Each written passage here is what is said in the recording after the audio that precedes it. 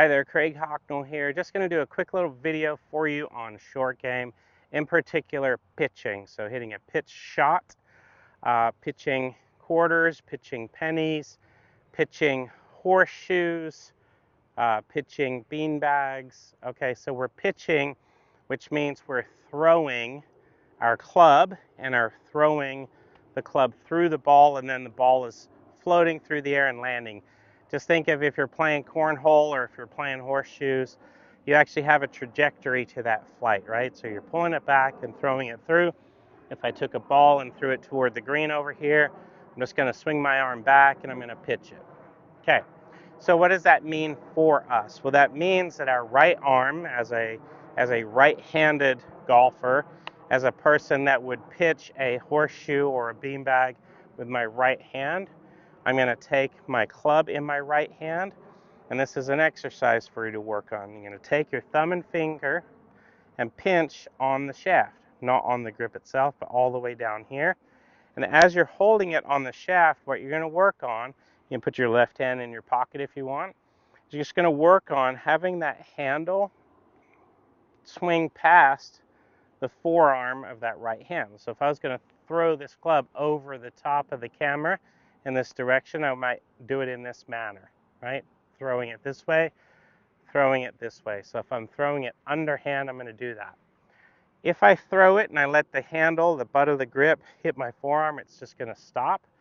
I would not encourage that. I want that handle to glide directly past your forearm. So if I'm standing here, swinging my arm back and forth, what you're going to notice is I'm actually going to create a hinge, an extension onto the back side of my forearm, and flexion onto the front side. So it's going to go hinge to hinge.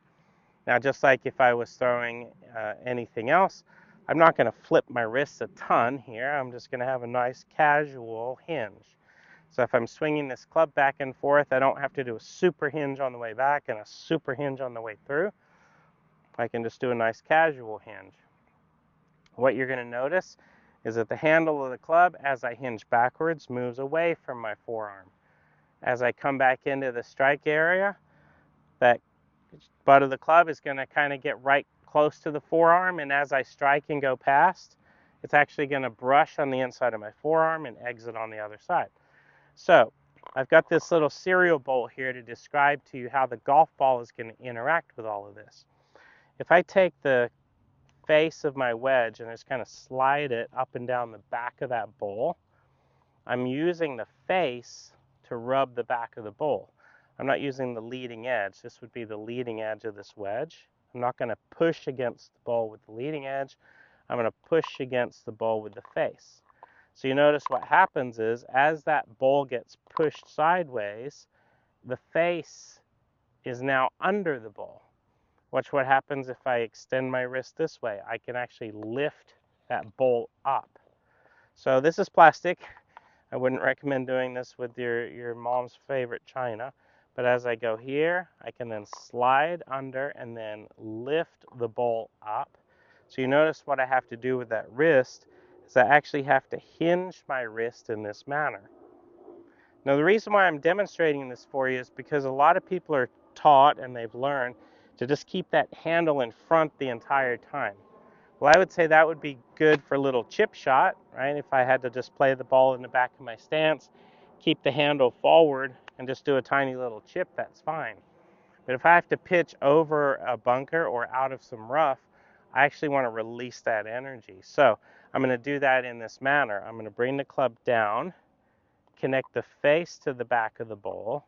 As I connect the face to the back of the bowl, I'm going to slide the face under the bowl. Then I'm going to use my wrist to hinge the bowl upward, right? If I do that a little swifter, it'll look like this. Here, flip it up. So I should be able to lift the bowl into the air with that right arm. Now, some of you may be looking at that going, well, is he scooping? Yeah, I am scooping. Is he flipping his wrists? I'm scooping. Like flipping usually accompanies the word over. So I don't want to flip over. I don't want to flip the face from up to down, which would be flipping it over, like flipping a pancake. I'm not doing that. I'm scooping. Now, I don't want to strike the ball pre-scoop. I don't want to blade the top of the ball because I'm scooping way back over here, but that doesn't make any sense. Why would anybody actually do that? What I want to do is I want to impact back in this neutral position with the shaft right here just inside my right arm. I want to impact in this position, but shortly after I want that butt of the club to hinge back in this manner. So if I put my left hand in my pocket, come in here, I'm going to strike it with the handle leaning forward, but I'm not going to keep the handle going forward. At this point is when I release the energy, and now look where the handle pops out on the back side. Okay, now I didn't strike the ball or the turf back here by any means. I kept the handle in front and then exited like this. So if I add my left hand to the equation, now my left hand should be buckling back inward toward my right hand. Now this is where it gets a little tricky for people.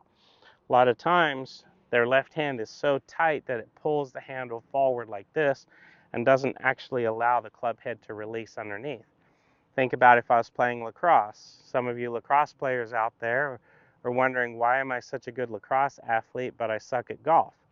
Well, you're teaching somebody like this in lacrosse, right? You don't teach them to like shove the ball out of the net of their lacrosse stick this way. You teach them to kind of hinge and snap it in this manner. This overhand manner is really no different than this underhand manner.